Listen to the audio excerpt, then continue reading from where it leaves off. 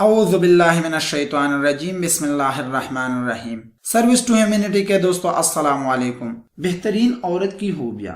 ایک اعرابی سے جس کا عورتوں کی صفات کے بارے میں خاصا تجربہ تھا پوچھا گیا بہترین عورت میں کیا خوبی ہونا چاہیے؟ اس نے جواب دیا، ایک اچھی عورت میں درج ذیل خوبیاں ہوتی ہے، کھڑی ہو تو لمبے قد کی اور بیٹھے تو نمایاں نظر آئے، گفتگو کرے تو سچ بولے، اس کو غصہ دلائے جائے تو بردباری کا مظاہرہ کرے، ہنسے تو صرف مسکراہٹ بکھرے، کھانا پکائے تو نہایت لذیذ، اپنے خاوند کی